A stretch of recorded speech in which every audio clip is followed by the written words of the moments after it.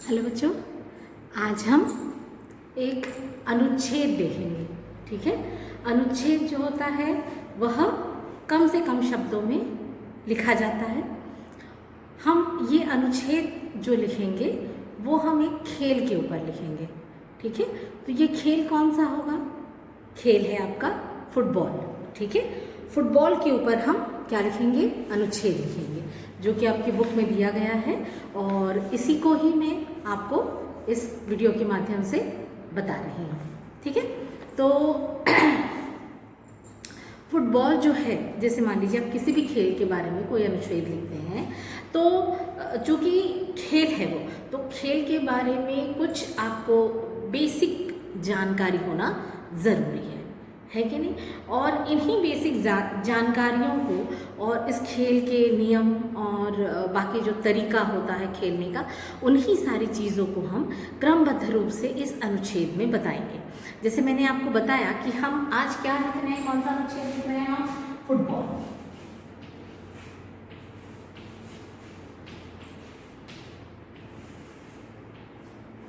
ठीक है। हम कौन से सब्जेक्ट के ऊपर अनुच्छेद लिख रहे हैं? फुटबॉल के ऊपर हम अनुच्छेद लिख रहे हैं। तो फुटबॉल जो होता है वो फुट और बॉल, जैसे कि आपको पता है कि अंग्रेजी में हम कहते हैं, इंग्लिश में हम पैर को फुट कहते हैं या फुट को पैर कहते हैं। आप दोनों में से कोई भी चीज़ें समझ सकते हैं, जैसा आपको आसान लगे। तो जो बॉल है, बॉल आप जानते हैं, है ना, खेलने वाली गेंद जो होती है। तो फुटबॉल अर्थात जो गेंद पैरों से खेली जाती है। ठीक है।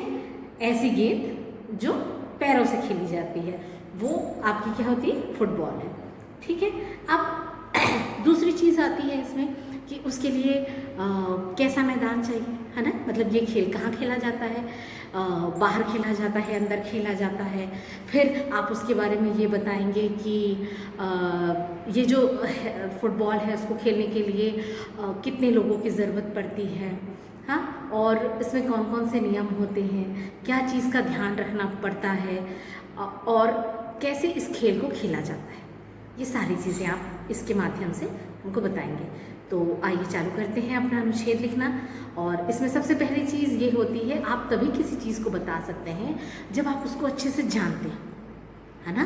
तो इस कारण अनुच्छेद की जो सबसे पहली लाइन होगी वही ये चीज़ बताती है कि आप इसके साथ कितने ज़्यादा करीब हो इसके, या इसके बारे में कितने अच्छे से आप जानते हैं।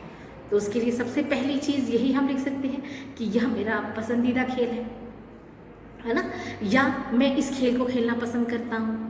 तो यदि आप यहाँ से शुरू करते हैं तो जाहिर सी बात है कि हर किसी को आगे ये लगेगा कि यदि आप खुद इसे खेलना पसंद करते हैं, आप खुद इसे खेलते हैं, तो आपकी नॉलेज जो है वो काफ़ी अच्छी होगी इसके बारे में और आप काफ़ी बेहतर ढंग से इसके बारे में बता सकते हैं, है ना। तो हम सबसे पहली लाइन जो हमारी होगी वो क्या होगी कि फुटबॉल मेरा प्रिय खेल है। क्या लिखेंगे आप सबसे पहले?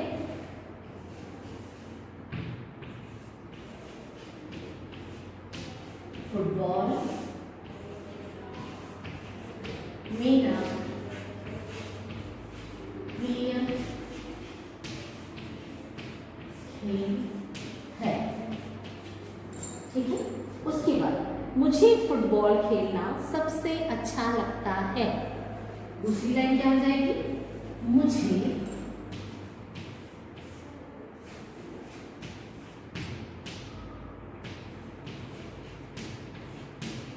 मुझे फुटबॉल खेलना सबसे अच्छा लगता है।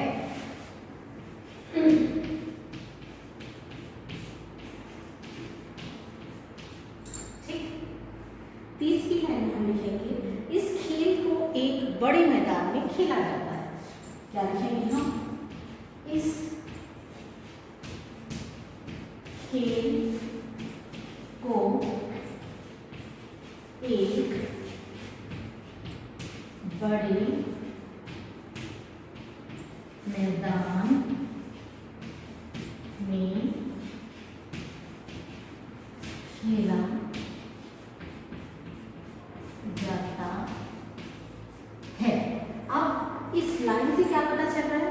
एक्सरसाइज से ये पता चल रहा है कि यह जो खेल है यह घर से बाहर खेला जाता है। दूसरा, खुली जगह पर खेला जाता है, इसके लिए थोड़ी ज़्यादा जगह की ज़रूरत पड़ती है ना।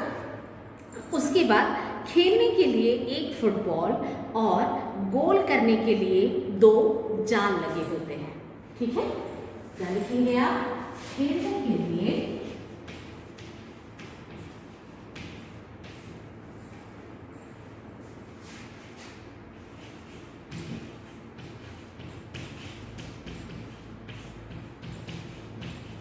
एक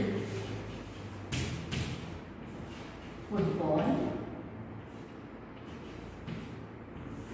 खेलने के लिए एक फुटबॉल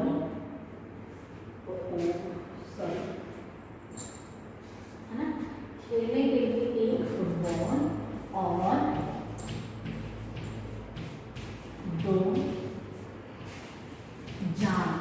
जाल किस लिए लगे होते हैं? जाल लगे होते हैं। तो आप भी पूछेंगे कि जाल किस लिए लगे होते हैं, है ना। तो जब एक टीम बॉल को लेकर दूसरी टीम के जाल लगे वाले स्थान पर अपनी बॉल डालती है, तब क्या होता है? गोल होता है। ठीक है, मतलब तब एक जिस विरोधी टीम के पाले में बॉल जाने पर गोल माना जाता है, और यदि विरोधी टीम उसको रोकने में सफल हो जाती है तो वो दूसरी टीम के पाले में गोल को लेके जाती है, बॉल को लेके जाती है उसके जाल को, उसके जाल में बॉल डालने के लिए। हर टीम में 11-11 खिलाड़ी होते हैं। ठीक है, सबसे पहले हमने बताया मैदान के बारे में। मैदान के बाद हमने बताया कि हमको क्या क्या चीज़ों की ज़रूरत पड़ेगी, मतलब उस खेल को खेलने के लिए आवश्यक सामग्री क्या है। उसके बाद हम बता रहे हैं कि कितने लोगों के द्वारा यह खेल खेला जाता है। तो क्या बताया हमने कि हर टीम में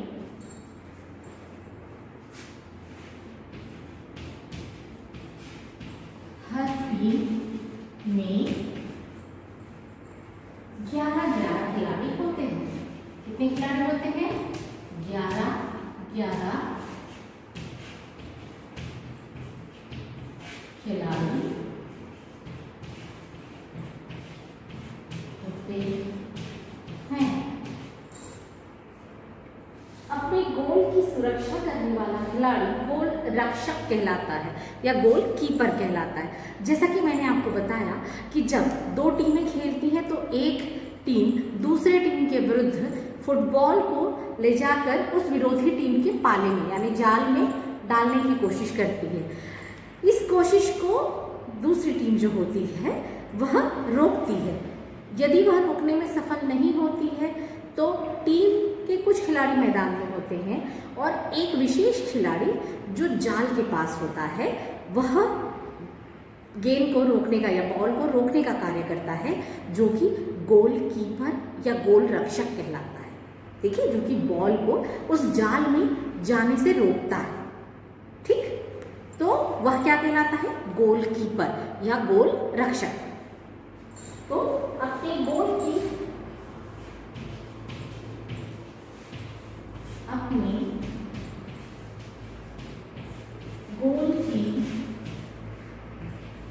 सुरक्षा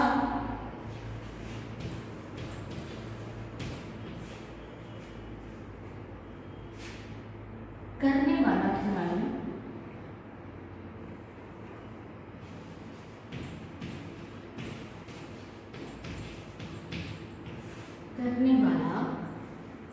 खिलाड़ी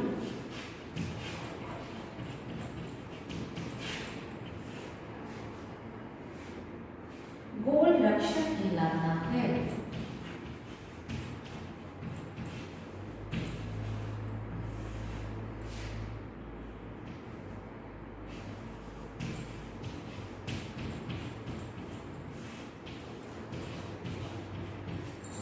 ठीक है, वह फुटबॉल को गोल के अंदर जाने से रोकता है। जैसा कि मैंने आपको बताया था कि यह कोशिश दोनों ही टीम के द्वारा की जाती है कि हम अपनी बॉल को विरोधी टीम के जाल में डाल सकें, जिससे हमारी टीम को जीत मिल सके। और जो ये रोकता है उसे क्या कहते हैं हम? गोल रक्षक कहते हैं। तो वह फुटबॉल को गोल के अंदर जाने से रोकता है। वह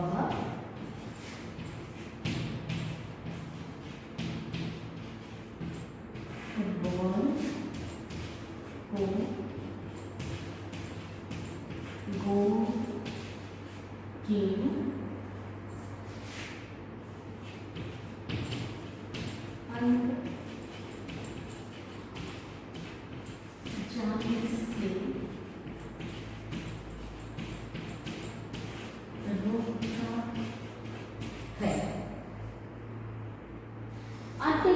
खिलाड़ी मैदान में खेलते हैं। तो जैसा कि मैंने आपको बताया, तो जो दो जाल होते हैं उनके सामने जो एक एक रक्षक होते हैं अपने अपनी टीम के पॉइंट को सेव करने के लिए या उनके नंबर को सेव करने के लिए, उनकी जीत दिलाने के लिए।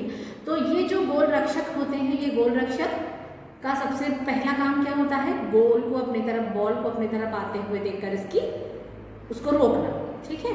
और उसके बाद ये क्या काम करते हैं? इसके अलावा जैसे 11-11 खिलाड़ी हुए तो 10 खिलाड़ी क्या खेलेंगे? मैदान में, और एक खिलाड़ी कहाँ रहते हैं? गोल के पास, गोल पोस्ट के पास। तो वही चीज यहाँ पे हम लिख रहे हैं कि अन्य खिलाड़ी मैदान में खेलते हैं।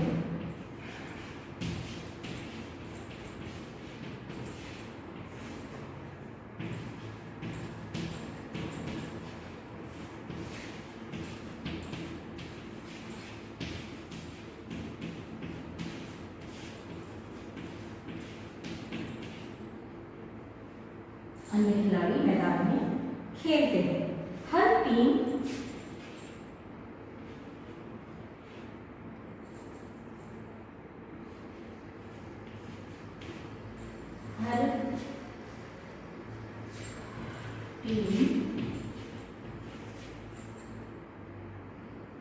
फुटबॉल को दूसरी टीम के गोल की ओर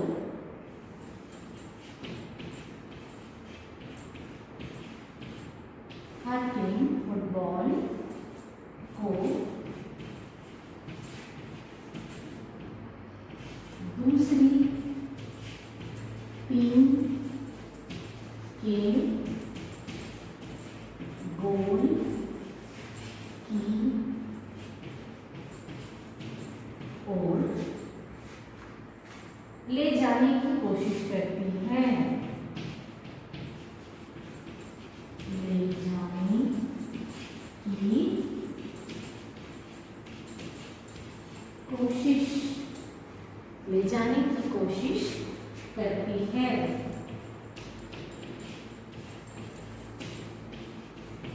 ठीक है।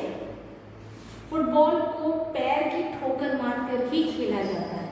जैसा कि मैंने आपको सबसे पहले बताया कि फुटबॉल का मतलब ऐसा बॉल को खेलना या ऐसी बॉल जिसको पैर से ही, पैर का उपयोग किया जाता है, इस कारण इसको फुटबॉल कहते हैं। ठीक है, क्योंकि इस बॉल को किससे खेला जाता है?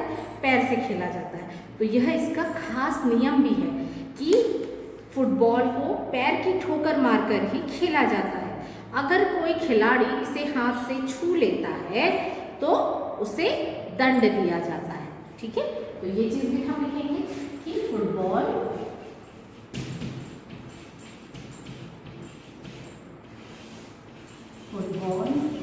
को पैर की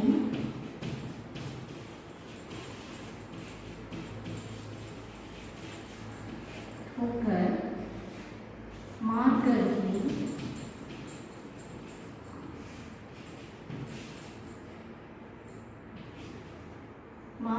ही खेला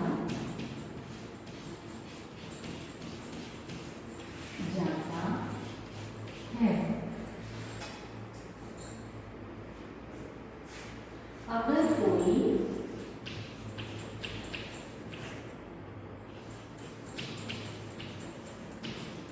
अगर कोई खिलाड़ी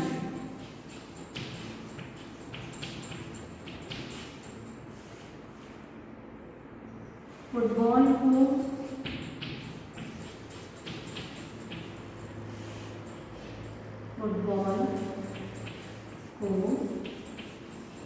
हाथ से छू ले तो उसे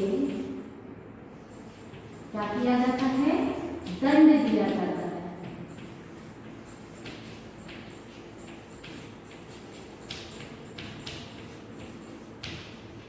दिया जाता है। क्या किया जाता है? दंड दिया जाता है।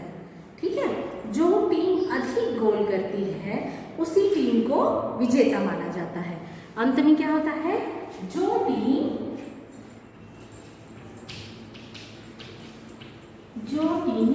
अधिक गोल करती है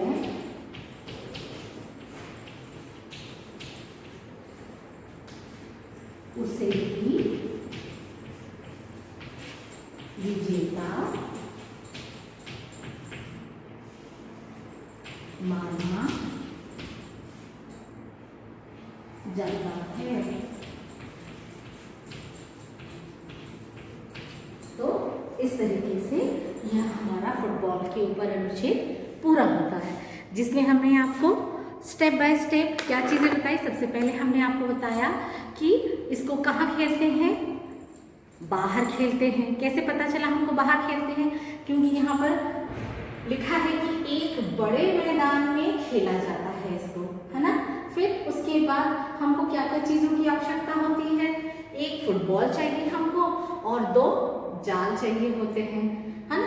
जाल किस लिए चाहिए होते हैं? ताकि फुटबॉल को दोनों टीमों के बीच में जब वो एक टीम दूसरी टीम के इधर जाए रोकने के लिए तो वो क्या कर सके? रोक सके। ठीक है, उसके बाद क्या चीज़ चाहिए इसमें? कितने खिलाड़ी होते हैं? टीम बनी तो कितने खिलाड़ी होंगे इसमें? 11-11 खिलाड़ी होंगे टीम बनी तो। ठीक है, उसके बाद फिर क्या करते हैं? 11-11 खिलाड़ियों में जो जाल है उन जालों के पास में एक रक्षक खिलाड़ी खड़े रहते हैं। उन रक्षक खिलाड़ियों को क्या कहते हैं? गोल रक्षक या गोलकीपर कहते हैं, है ना। जिनका मुख्य काम क्या होता है? अपनी टीम को अधिक अंक दिलवाना और विरोधी टीम की तरफ से आते हुए बॉल की रोकना कि वो उनके गोल पोस्ट के अंदर न जाए। ठीक है, ये काम हुआ उनका। उसके बाद जो दूसरे 10 खिलाड़ी होते हैं वो कहाँ खेलते हैं? वो आपके मैदान में रहते हैं। अब फुटबॉल चूंकि हम पहले ही बोल रहे हैं कि पैर से खेला जाने वाला गेम, तो यदि हमने कहा कि पैर से खेला जाने वाला गेम तो भी हमको पता चलता है कि यदि इसमें एक नियम भी हमको ये बताया गया कि ये सिर्फ हम पैर से खेल सकते हैं। यदि हमने इसको हाथ से छुआ तो क्या हो जाएगा? हमको दंड मिलेगा। ठीक है, उस दंड के स्वरूप हमको खेल से बाहर भी किया जा सकता है। ठीक है, तो दंड मिलेगा। दूसरी चीज क्या हुई कि यदि आप जितने ज्यादा गोल करेंगे तब आप विजयी बनेंगे। यानी आपको जीतने के लिए, इस खेल को जीतने के लिए आपको क्या करना पड़ेगा? गोल करना पड़ेगा। ठीक है, तो इस तरीके से आपने जाना कि फुटबॉल का खेल कैसे खेला जाता है, कहाँ खेला जाता है, कितने खिलाड़ी होते हैं, क्या नियम होते हैं, कौन कौन क्या क्या खेल अपना पार्ट अदा करते हैं, क्या चीज़ मुख्य होती है। तो इस तरीके से आपको ये फुटबॉल का खेल का अनुच्छेद समझ में आया होगा और आसानी होगी आपको लिखने में यदि आप स्टेप बाय स्टेप ऐसे ही लिखेंगे जैसे हमने इस चीज़ को बताया है। ठीक है, आशा है आपको समझ आया होगा। यदि फिर भी कोई परेशानी होती है तो आप मुझसे बात कर सकते हैं। Okay, thank you.